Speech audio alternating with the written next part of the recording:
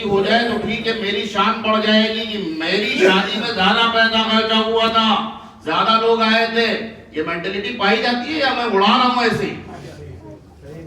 اور وہاں کیا تھا؟ وہاں یہ تھا کہ حضرت علی ایک زرہ کس کو کہتے ہیں؟ تلواروں کے وار سے بچنے کے لیے زنجیروں کی کڑیاں جوڑ کر کے ایک اوپر سے پوشاک بنائی جاتی تھی کہ تلوار اس پہ پڑے تو زخم نہ لگے۔ وہ زرہ تھی لوہے کی، اس کی کیا قیمت ہوگی؟ 10 درہم، 20 درہم، 50 درہم، اس سے زیادہ تو نہیں ہوگی۔ حضرت علی لے کر کے نکلے اسے بیچنے کے لیے۔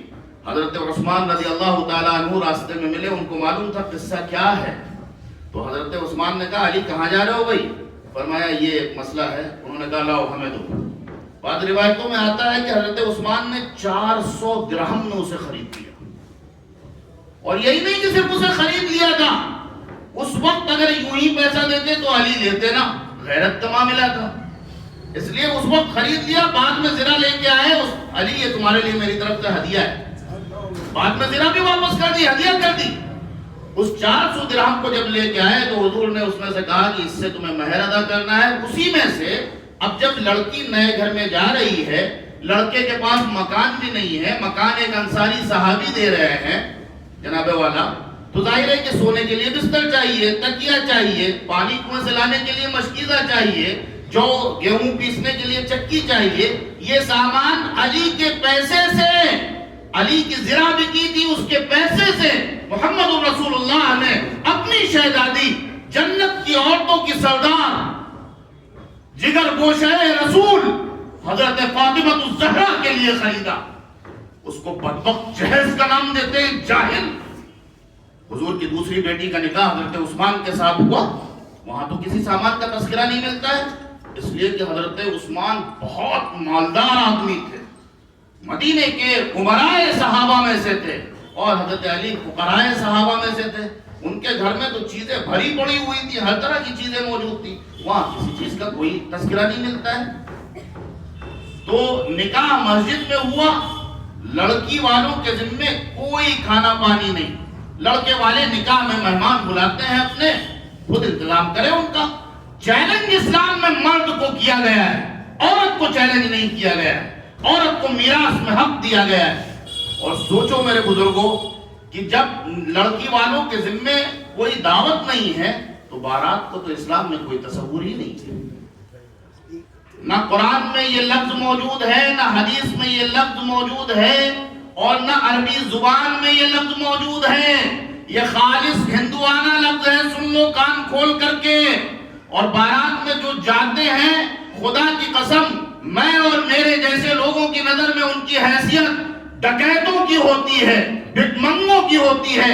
اور جو لوگ وہاں جا کر کے لڑکی والوں کے سے کہتے ہیں ارے بھائی ذرا اس کو شربت دیجئے، دیکھیے آپ نے اس کو ٹھیک سے بیٹھایا نہیں، اور سنیے کیا کہتے ہیں، کیسے ذلیل اور احمق لوگ ہوتے ہیں۔ بھائی بس ذرا وہ ہمیں کچھ چاہیے نہیں، ہمارے مہمانوں کی ذرا ٹھیک سے خاطر توا۔ ارے گدھے انسان، تیرے مہمان ہیں، تو خاطر تواضع کرے گا یا لڑکی والا کرے گا؟ ایک باپ کی حیثیت سے اپنے سینے پہ ہاتھ رکھ کر کے سوچو، 20-22 سال جس نے اپنی لڑکی کو پالا ہو، لڑکی کی رخصتی کا موقع کیا خوشی کا موقع ہوتا ہے؟ یہ تو ہوتا ہے کہ یار ایک ذمہ داری تھی وہ اتر گئی، ایک ذمہ داری تھی وہ پوری ہوئی، لیکن یہ خطرہ بھی ہوتا ہے کہ نئے ماحول میں جا رہی ہے، نئے گھر میں جا رہی ہے، پتہ نہیں ایڈجسٹمنٹ ہو پائے گا نہیں ہو پائے گا، ماں کا کلیجہ پھٹ رہا ہوتا ہے، باپ اس کی رخصتی پر اندر سے آنسوؤں سے رو رہا ہوتا ہے۔ وہ لوگ کتنے ذلیل ہوں گے جو اس سے اس موقع پر، اس غم کے موقع پر جب اس کا کلیجہ پھٹ رہا ہوتا ہے اس سے دعوت کا مطالبہ کرتے ہیں۔ اور سنیے ہندوانہ رسموں کا ایک اور نمونہ دیکھیے، نکاح کے موقع پر چھوارے کون لائے گا؟ لڑکے والا لائے گا، ہے نا؟ اور دعوت کس سے اڑائی جائے گی؟ لڑکی والوں سے۔ یہ خالص ہندوانہ رسم ہے۔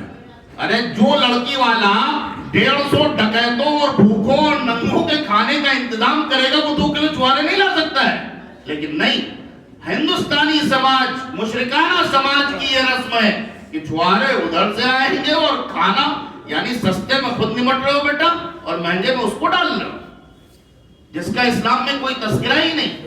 تو پہلی بات، نکاح مسجد میں، بارات کا کوئی تصور نہیں، جہیز کا کوئی تصور نہیں، میراث میں لڑکی کا حصہ موجود ہے، ایک بات صرف رہ جاتی ہے، نکاح بہت آسان بنایا ہے اسلام میں، نکاح بالکل ایسے ہی اسلام میں بنایا گیا ہے مولوی صاحب کہ آپ جائیے اور جا کر کے بازار سے جیسے آپ سامان خریدتے ہیں اپنی ضرورت پوری کرتے ہیں ویسے پوری کر لیجئے، اتنا آسان بنایا گیا ہے۔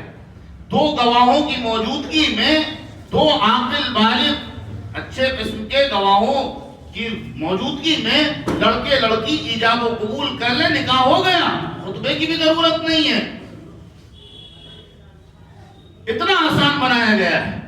پھر ولیمہ رکھا گیا ہے، ولیمہ کس کے ذمہ رکھا گیا ہے؟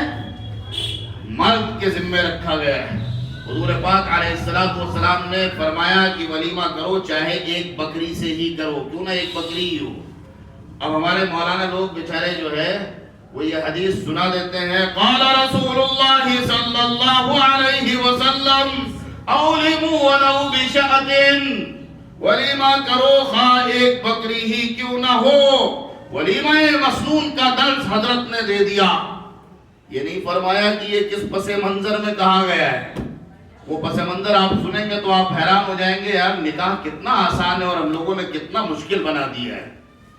حضرت عبد الرحمن ابن عوف رضی اللہ تعالیٰ عنہ جو مدینہ منورہ کے عرب پتی صحابی تھے، کون تھے؟ عرب پتی صحابی، جنگ تبوک میں انہوں نے جو چندہ دیا تھا جہاد کے لیے، اس چندے کی موجودہ پاکستانی روپے میں جب مالیت لگائی گئی تو 53 کروڑ روپے، سمجھے صاحب؟ تو جو 53 کروڑ روپے چندہ دے رہا ہے اس کی مالیت کتنی ہوگی؟ کل مالیت، آدمی تو چندہ تھوڑا سا نکالتا ہے نا۔ انہوں نے نکاح کر لیا، نکاح کے موقع پر کچھ خوشبو وغیرہ بدن پہ لگائی گئی، زعفران وغیرہ بدن پہ کپڑوں پہ لگایا گیا، وہ آئے اگلے دن حضور کی مجلس میں۔ اچھا مدینہ اس وقت کتنا بڑا تھا؟ آپ میں سے جو لوگ حج عمرہ کرنے گئے ہوں گے انہوں نے دیکھا ہوگا جو مسجد نبوی